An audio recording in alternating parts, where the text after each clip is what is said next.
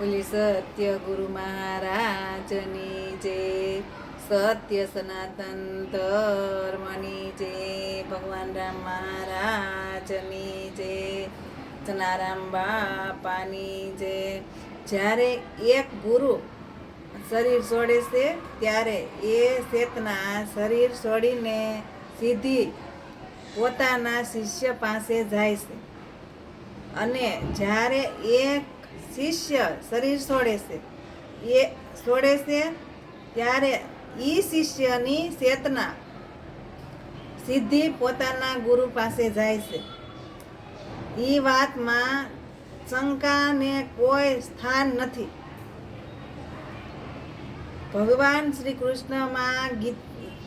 શ્રી કૃષ્ણ પણ ગીતામાં અર્જુનને કહે છે, હે અર્જુન, અંતકાલે જીવની ગતિ આવી થાય છે. આ આશા ત્યાં વાસા અને સુરતા ત્યાં મુકામ. એટલે ગુરુ અને શિષ્યનું છૂટું પડવું સંભવ નથી. ક્યારેય પણ ગુરુ શિષ્ય જુદો પડતો નથી.